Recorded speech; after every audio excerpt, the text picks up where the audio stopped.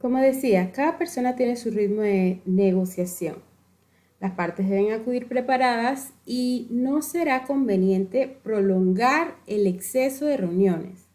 Si se puede tratar de llegar a la reunión hablando exactamente los puntos que hay que aclarar antes de la negociación. Así ambas partes pierden menos tiempo. Es conveniente hacer preguntas regularmente para quedar todo completamente claro, ¿no? Lo que se va a negociar y lo que se va a intercambiar y demás. Cuanto más competentes se sientan los negociadores para negociar un asunto, más seguros se sentirán de sí mismos. Seguimos.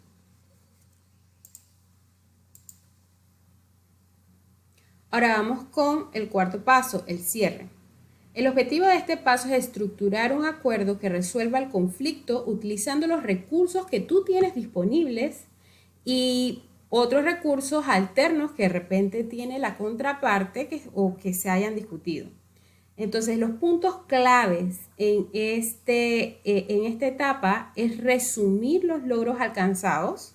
O sea, se testifica, ok, este es el resumen. Nosotros hablamos de esto, esto y esto y esto y esto. Y formalizar acuerdos, ya sea firmar contratos legales aquí en Panamá o que tengas alguna sustentación de que, de hecho, cuáles son tus obligaciones y las obligaciones de la contraparte. Decidir si debemos abandonar la negociación. Esta es una buena parte porque en la parte que están resumiendo y están pensando si de verdad te conviene, si estás logrando en realidad los objetivos que deseabas con esta negociación, entonces esta es el momento final. Tú puedes dejar de seguir con la negociación en cualquier paso, pero este es el último momento, antes de formalizarlo, antes de firmar cualquier papel, es el último momento que tú tienes para abandonar la negociación.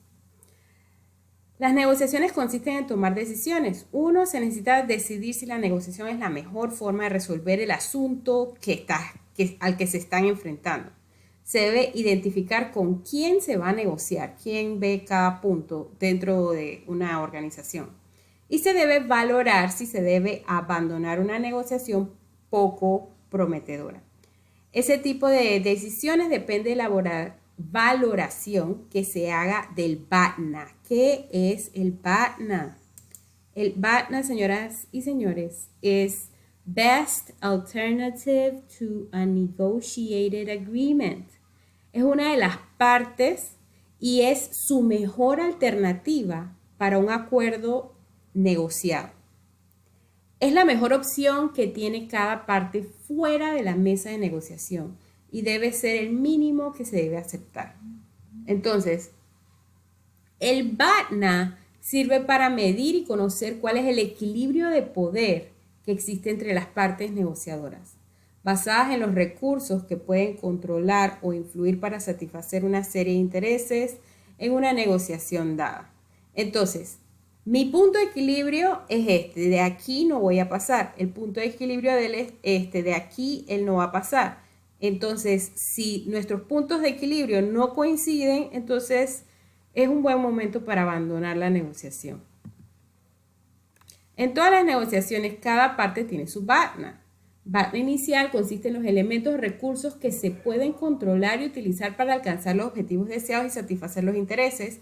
Cuanto más sepamos de nosotros mismos y cuanto menos necesitemos de los demás, más fuerte será nuestro BATNA inicial, porque tenemos más poder en la negociación. A medida que va avanzando la negociación, cada vez que se aprende algo nuevo, la BATNA puede cambiar. De este modo, su BATNA inicial se convierte en un elemento dinámico. Conocer nuestra BATNA nos ayuda a decidir cuándo conviene abandonar una negociación y cuándo continuar.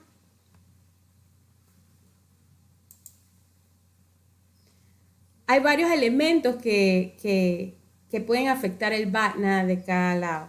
Están los plazos de tiempo, de repente para esa persona es urgente ya mismo y a mí no me conviene hacer la negociación en estos momentos. Depende de los proveedores, depende de los clientes, el comportamiento del cliente es importantísimo a la hora de negociar, si tú tienes más conocimiento acerca de este factor en específico, mejor te va. Sus propios recursos, los recursos de los demás, quién tiene más recursos, quién necesita más de quién necesita menos de quién, si es algo equilibrado o no.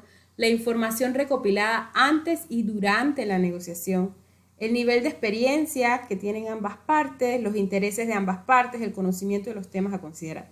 Es necesario averiguar cómo puede fortalecer su BATNA y debilitar su BATNA de las otras partes con el fin de hacer que el equilibrio de poder sea favorable a usted. El punto límite o de ruptura. En una negociación lo ideal es llegar a un acuerdo. Sin embargo, es posible que en algún momento no quepa más alternativa que romper la misma. Entonces, uno debe tener muy presente que no hay que llegar forzosamente a un acuerdo, hay que intentar que todos, por todos los medios de lograr que esta negociación se dé. Pero si esto no es posible, es preferible dar por concluida la negociación y dejarlo así. Si los términos que ofrece la otra parte, tras largas discusiones, siguen estando por debajo de nuestro mínimo, de nuestro BATNA aceptable, entonces no queda más alternativa que irse. Punto de acuerdo es el acuerdo, marca el final de la negociación y se ha concluido con éxito. ¿Ok? Este acuerdo es el momento clave de la negociación. En ese momento quedan fijadas condiciones y ya no hay marcha atrás. El documento donde se recoge el acuerdo exige lectura, debido a uno cerciorarse de que recoge fielmente todos los puntos tratados. No solamente esto, sino que no todo quede hablado. Es muy importante, ustedes que van a empezar este mundo laboral, leer todas y cada una de las cláusulas y las reuniones en un contrato, porque va a llegar el momento en el que por la experiencia se van a querer aprovechar de la situación ciertas contrapartes, ¿ok? Muy importante leer antes de firmar. Porque entonces legalmente si queda todo hablado y no queda escrito, pueden haber daños colaterales. Formalización del acuerdo. Entonces, a veces se formaliza inmediatamente, se firman los documentos, carga de intención, una minuta, bien acta, o a veces posteriormente se firma una minuta de intención y una acta protocolizada que contiene todos los detalles. Formalización del acuerdo. Se nombra un responsable de cada parte, tienes que contarle a toda tu empresa, toda la estructura debe saber, ok, acabamos de hacer una negociación con tal compañía, cada uno tiene sus funciones, tú hablas con este, tú con este, tú con este, intercámbiense emails, números, lo que sea. Y formalmente o no, cada organización da seguimiento a los acuerdos a través de ejecutivos, empleados, que en ocasiones hay como un comité de seguimiento. Bueno, ya no se da tanto esto, sino que hay personas sí responsables por cada que se estén cumpliendo las pautas de ambos lados dentro de cada una de las compañías. Y bueno, viene lo que es el seguimiento, lo que estamos hablando. Establecer convenios de control que aseguren el respeto y la adaptación de los términos y condiciones previas por ambos negociadores. Se establecen fechas de seguimiento, se verifica si se están cumpliendo lo pretendido en la negociación. Una vez cerrado el acuerdo o plasmado en el documento revisado y firmado por las partes, aún queda una última fase, que es lo que es darle seguimiento. En esta fase se debe poner en marcha todo lo que se habló.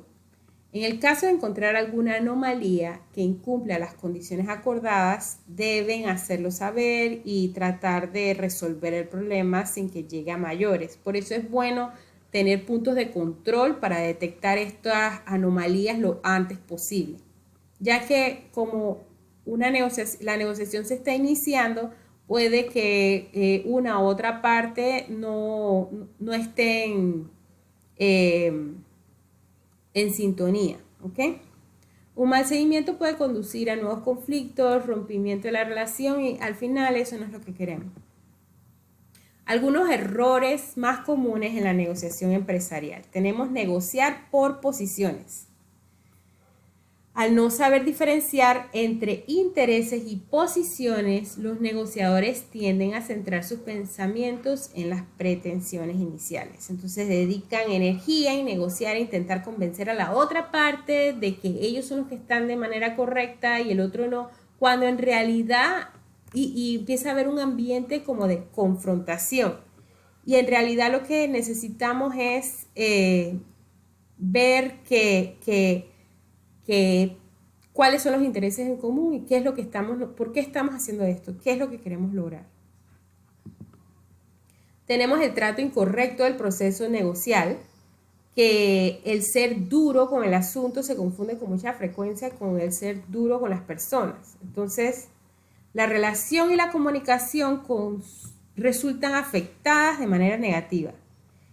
Y entonces, un desacuerdo, lo que sea en la mesa de negociación, entonces puede ser entendido como que está empezando una confrontación, una pelea, que muchos negociadores opinen que el hacer concesiones de entrada a negociar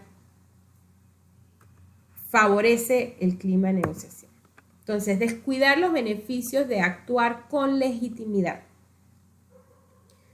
Una de las herramientas principales de trabajo de un negociador es el uso de criterios de ser legítimo, o sea, apoyar lo que las pretensiones y las demandas que trae. Esto significa que se apropia de los conceptos de justicia, equidad. Bueno,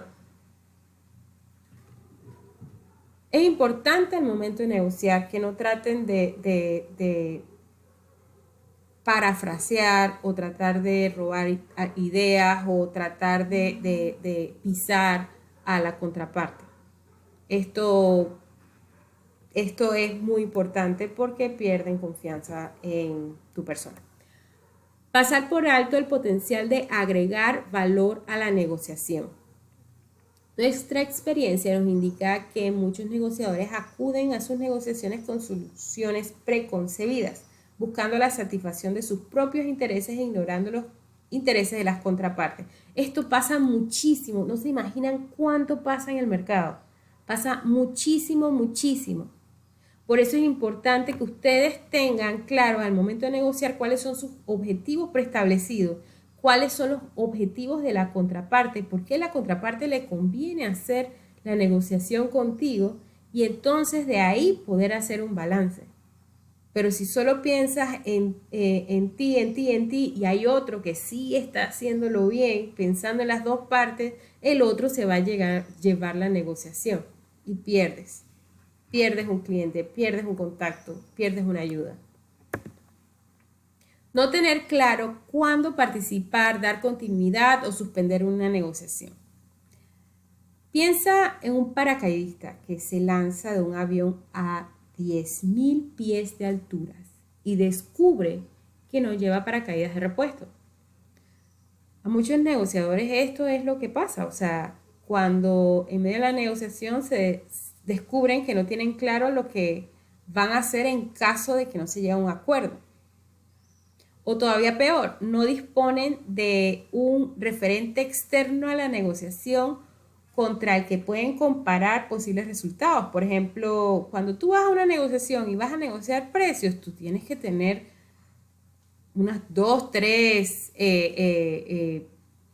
números, precios de otras compañías para ver si en realidad te conviene o no te conviene. Dar espacio a la emocionalidad desbordada.